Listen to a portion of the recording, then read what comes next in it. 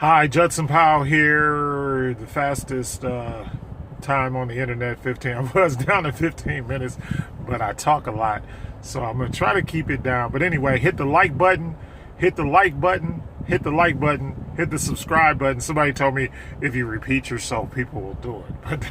But anyway, whatever, man. So anyway, what I want you to do is hit the like button, hit the subscribe button, hit the share button, hit all the buttons, hit the notification button. That's the one button I keep forgetting, the notification button. But once I get on here, I start thinking about what I'm gonna say and all of that. So it's not really quite, right at the time sometimes. So anyway, I want to finish talking about the demonization of women. The demonization of women, and how the King James Version of the Bible actually facilitated the demonic thinking about women. All right, so now I went through like the first two. I went through Genesis 1. I went through Genesis 2 in the other video. So if you didn't see it, go check out the other videos. So anyway, so now we're at this point where we have the two people, right? We've got Adam and Eve, or whatever they want to call them. We have Adam and Eve. Once again, think about the names Adam, and then Eve, and so think about those names and look them up. And see, that's the other thing. I'm not one of these dudes that just want y'all to blindly believe what I say. In fact, even when I was in the Christian church and I was a preacher in the Christian church, I used to tell, the one thing that used to really irk me a lot was the fact that people would come there and they would listen, or the worst thing, people would come there, they would listen to the sermons and then think they knew the Bible, but they never went back and checked out the Bible, read the Bible, studied the Bible, meditated in the Bible, anything like that, which is very, very important. So self-study, self-knowledge is highly important for whatever discipline that you're in or whatever you're doing.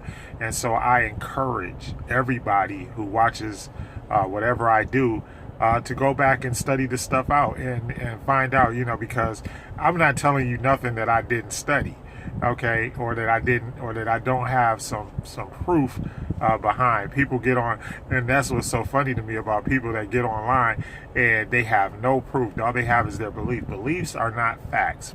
Beliefs are not proof. And Google is not evidence. I mean, Google is not research. All right, you got to get some books, some lectures, all that kind of stuff, and find out what really went on and what really happened, because that's very important, and that's one thing that we don't do. So, and I'm glad that I like to send a shout out to my wife for getting me out of this. She's like, look, don't sit up there and waste your time talking to people who haven't studied. And so there you go.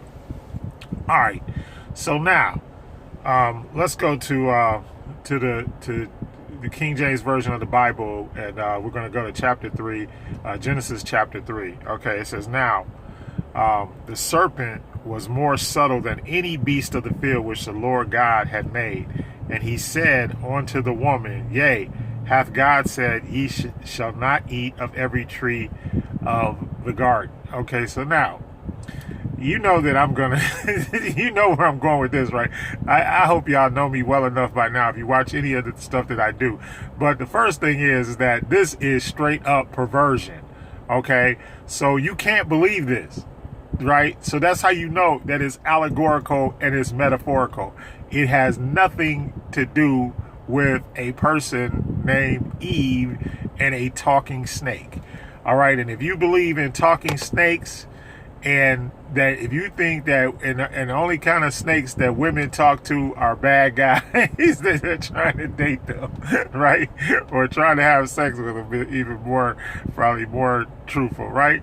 So come on, y'all, really? So now you believe this, though. This is in your belief system. You will fight somebody to the death. Some people will fight people to the death about the Bible. All right. It says, so now the serpent was more subtle. The serpent is actually taking on, to say that the serpent is subtle, it's like, okay, now I'm personifying the snake. I'm giving the snake human attributes. All right, we're giving a snake human attributes. All right, which the Lord God had made, and He said unto the woman. So now he just he's like, so he goes up to the woman, and then the other thing is, why, if there are only two people on earth, right? According to what everybody wants to tell you, even though before, what did God say? Let us make man in our image. So we know that there were more than two people, right? And so, but we don't think about that kind of stuff. Why aren't you thinking about that? So think about it. He said, and he said, hath God said, ye shall not eat of every tree of the garden? But if there are only two people, okay, why? Where is Adam? Okay, where is Adam? You know, it's like, okay, so she just, milling around the garden. You know, even if he's working, where does he go to work? It's the garden. They're the only two people in the garden, right? And you got animals, and there's only two people, animals, and let's say the other people that were talked about in the earlier scriptures, let's say that they're just spiritual beings, right? That they're not human, right? Or womb man, right? So let's just say that. So now where is the dude? Where is he? He just not there. Okay, so that's another thing you should ask yourself. Okay, and the woman said unto the serpent, we may eat of the fruit of the trees of the garden. So now, why is Eve explaining herself to a snake, to a serpent? All right. But the fruit of the tree of which is in the midst of the garden, God has said, ye shall not eat of it, neither shall ye touch it, lest ye die. And the serpent said unto the woman, you shall not surely die. So now she's going to listen. I mean, this don't even add up. My wife, men, if you tell your wife 100 things, right, how many of those things is she going to really listen to? I'm demonizing women too. But these are jokes, people. This is not serious, right? So, so the serpent, so now you were talking to a snake. The snake is going to tell you, oh, surely you are not, but your creator, the one that created you, you're just going to say, and it's like, okay, well, okay. And for God doth know in the day that ye eat thereof, then your eyes shall be opened, and you shall be as gods, knowing good and evil. But see, knowing good and evil is not what makes you God. Because we already, the fact that you were made in the image and in the likeness of God, all right, what does good and evil have to do with that? All right, which means that, and also think about the next thing. The next thing is that means that part of being a God is evil. Whoa. Okay, so part of it is being evil. Okay. So he says, so God is knowing the day that ye eat thereof, your eyes shall be open, and ye shall be as gods, knowing good and evil.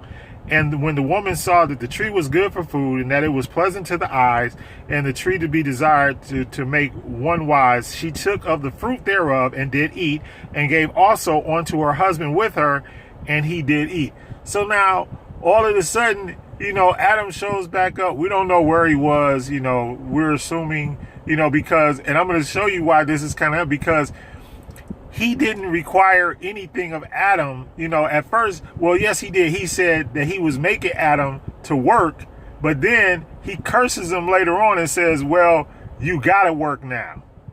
All right. So it sounds like the pimp game to me. All right. It's like, it's like, yeah, come chill with me. And then it's like, oh, but by the way, you got to work. Okay. So remember, because after he eats the apple, Adam's curse later on down in this chapter is what? His curse is that he will have to till the ground with the sweat of his brow all the days of his life, and to the ground he'll end up returning. That's paraphrased. That's not exactly right. So, but that's his punishment because he ate this fruit. But it seems to me like he was made to till the ground. His reason for being made, or what God says his reason for being made, is because what he said, there was no man to till the ground. We went over that, right? We went over that verse, right? There was no man to till the ground, so he made man. Okay, but remember, that was the remake, because that's like the remix of man, because I guess God changed his mind. And the first time he just made him, blessed him, gave him dominion and authority over everything, and just let him stay in the garden. Okay, but between that chapter and verse and later on, all of a sudden it was like, and then he made them both in the beginning, male and female, but he didn't give them anything, right? And then all of a sudden it's like, he gave them everything. Then all of a sudden it's like, well, there's no man to till the ground. It had, it didn't rain on the earth and all this kind of stuff. But all of a sudden now we need a man to till the ground. So we can already, so just think about it. It's hypocrisy. It can't possibly be true, right? Okay, so now let me go comedic on y'all. Let me tell y'all what this whole lie really that King James and his boys made up was really about. Because see, in the Kemetic version, in the Egyptian version, in the Cushite version, and I saw somebody had a post that said, oh, y'all leave out Cush. And once again, let me explain why we leave out Cush sometimes. Is because Cush didn't have a language and did not record the things that happened. But don't get it twisted. The land of Cush was also formidable in spiritual things, in spiritual knowledge, and in science. Okay, so don't get it twisted. And Ethiopia as well. Why? Because that's where a lot of the stuff, the same things are found. Okay, a lot of the same things are found in all three cultures. All right, spiritually, or when they talk about the Most High. All right, so now let me get to the Kemetic priests and what they were doing. Okay, so Kemetic priests. So now what are they doing? First of all, like I said before, they want the Romans / Greeks, Europeans, colonizers, whatever you want to call it. Because remember your timeline. When was this written? This was written at the beginning of the slave trade, of the transatlantic chattel slave trade, where Africans were captured and were sent on boats to the Americas. I'm not saying that that's the first time that black folks was in America or that Africans was in America, because we know through evidence that there were already Africans. Because what? Because the Kemites, right? They already had boats and ships. So where did they go with the boats and ships?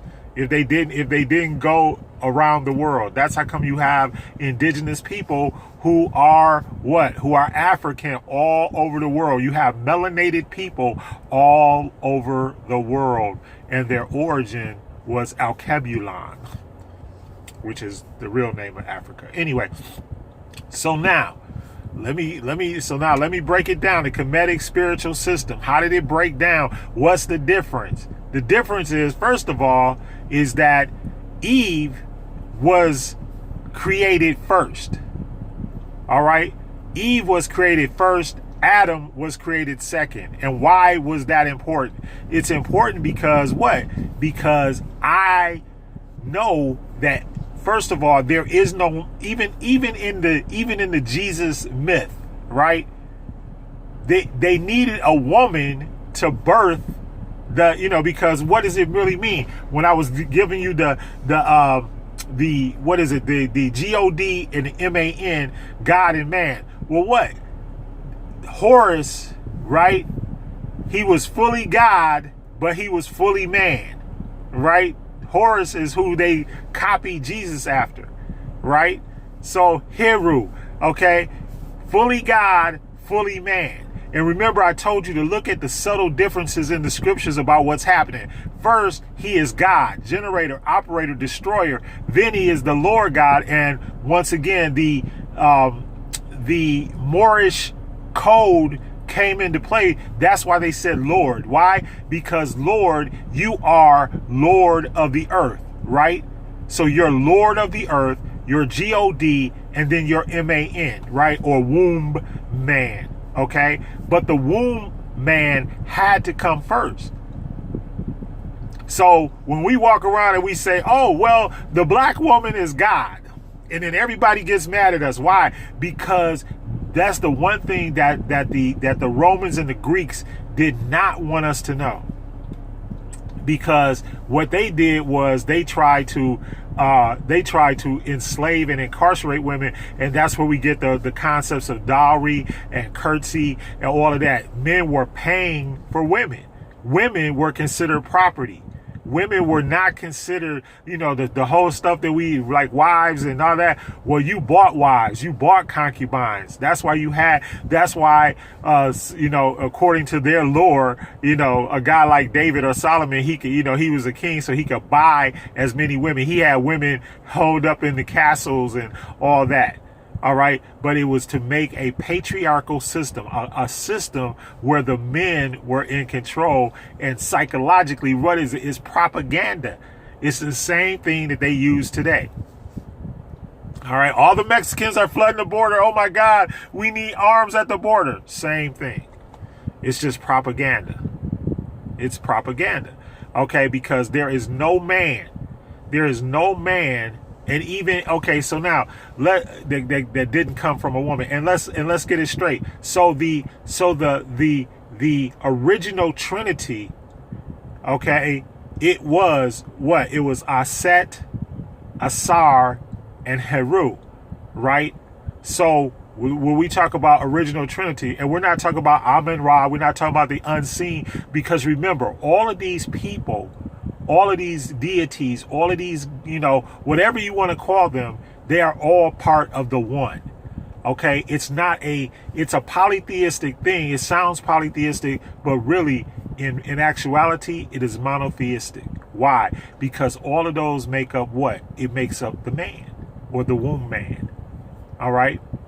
So if you look at it from that perspective and from that standpoint, all right, it was Aset who was the virgin. She created her own circumstances to birth Heru, because Asar was cut up into pieces by his brother Set at the time. All right, if you know the story. All right, go back and study it, so you know that what I'm saying is true, right? And so she created the Immaculate Conception. That's where they get that from. She created the virgin birth. All right. All of those things were created by her. All right. And so, and she gave birth to what? To the Savior, because what? So he was Savior, Messiah, Emmanuel, whatever you want to call him, right? Whatever they ended up calling him later on, after they plagiarized the story and ripped it off. Let's be honest. After they plagiarized and ripped off the story, right? Then that's where we get our Jesus from. And the Christ part comes from the chakras, comes from the seventh or the crown chakra. So if you know that is the truth, and that's where it all came from. Okay, so let's say it's not the truth, but guess what? That's where it came from. That's where it was stolen from, and that's where it was plagiarized from. All right. So now we got this woman. All right. So they got to figure out. So their thing is, we need to figure out a way to take the power away from the women. But the women still got the power. You know why? Because they control 100% of the right? Because in order for a man to get here, or in order for a child to get here, what's got to happen?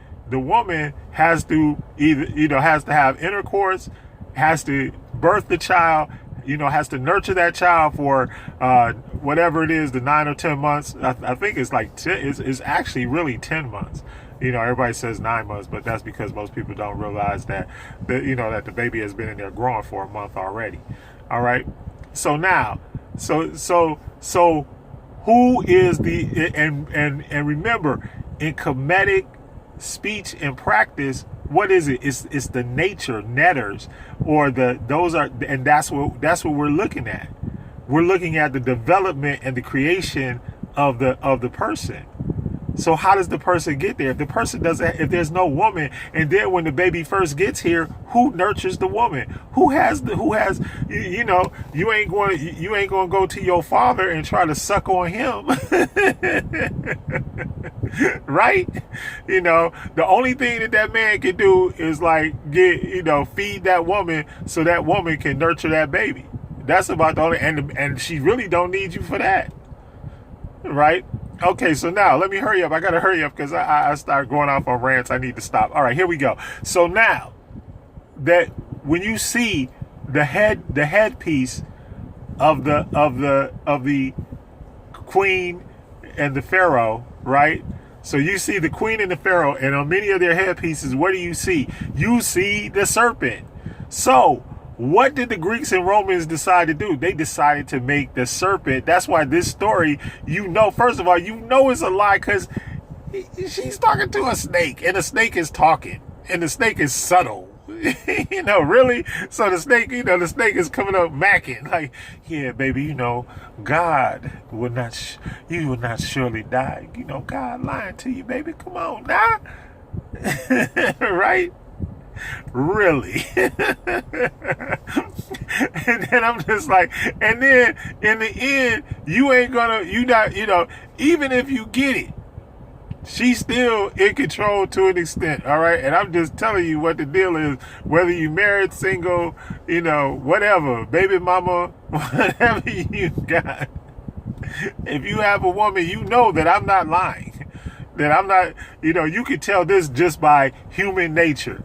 All right, the netters, right? The nature, your nature. All right, don't nobody want you, some dude. Don't nobody want to. Yeah, women be like, oh, you fine, but then if you can't provide, guess what?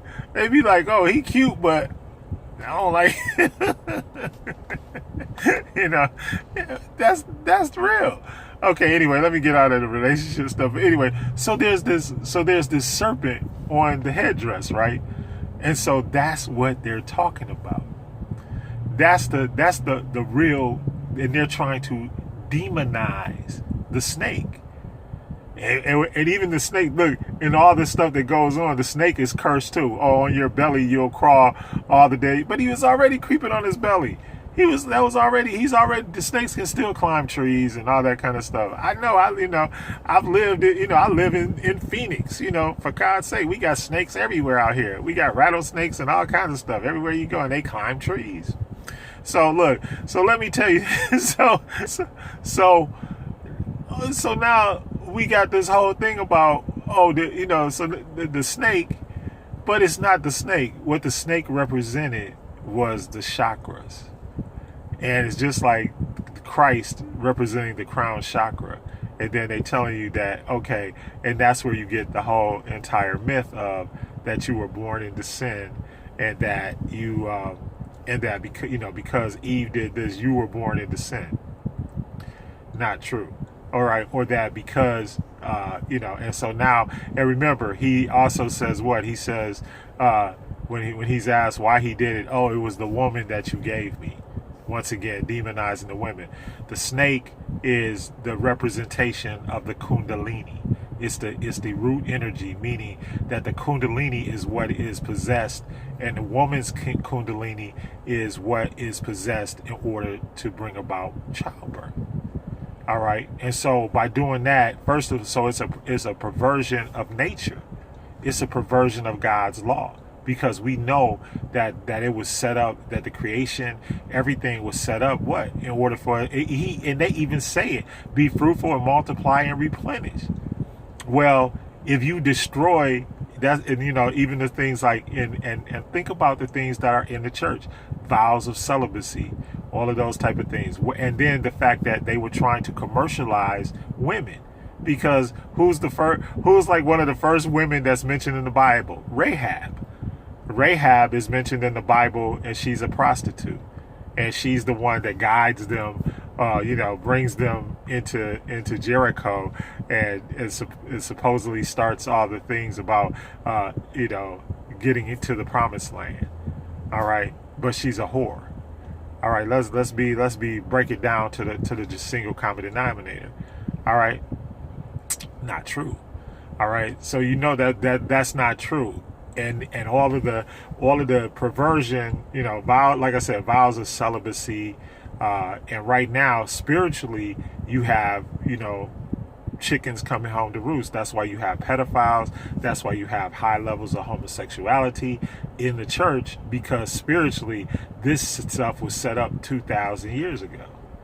So this is a 2,000-year-old incantation and curse. And if you don't believe me, look at remember I talked to you about manifestation. Look at the manifestation of what is going on because of it. All right, because of you trying to take the woman out. So the snake represented the Kundalini, right? The Kundalini energy, and we all have it, right? It's the root chakra. It's your first chakra. That's what makes us want to conceive. That's what makes a man want to chase a woman.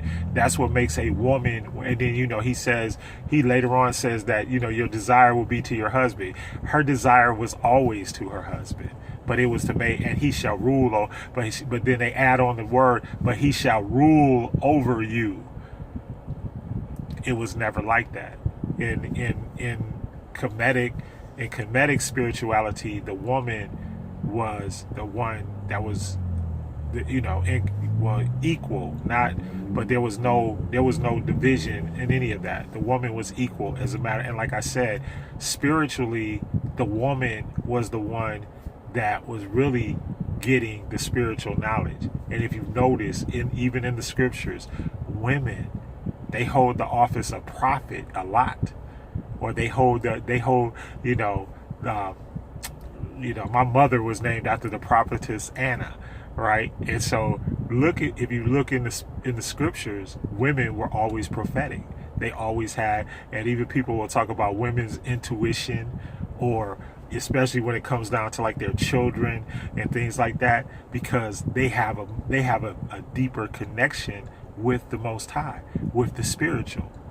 All right, they're always, but whenever they are talked about, they are demonized through this version of the Bible. And the reason why they're demonized was so that they could be bought and sold. So they were the first slaves. They were the first people that were used to make a profit, and it was done by the Greeks and the Romans. It was not done by Africans.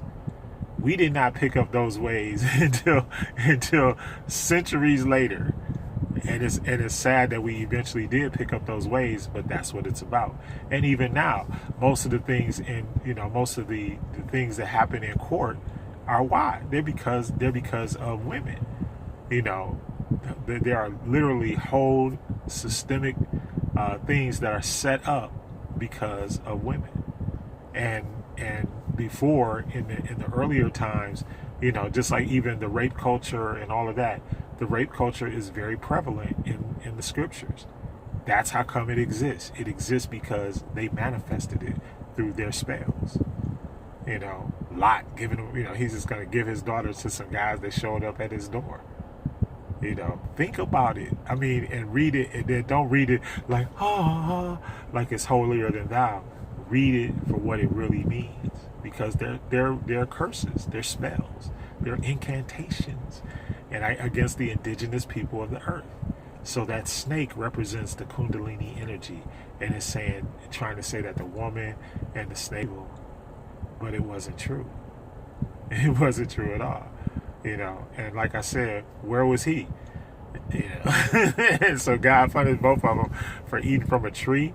And then he said, oh, you can eat from every tree, but this one is going to make you get the knowledge of good and evil. Really? And because now you know good and evil, your eyes are open, and you're like God's, but you were already made like God's. And that's why I try to tell you, read the scriptures. All I'll say is 82 and 6, which is real funny, because I pledged fraternity in 82 and I was number 6. And so I always tell people 82 and 6. Anyway, figure it out. I'm not going to tell y'all what it means. But anyway, I love y'all. Hit the like button, hit the subscribe button. Stop demonizing women. Women are good. Women, You know, they just been twisted by the crap that's been put out there to them. But look, women are good. They're God. The black woman is God.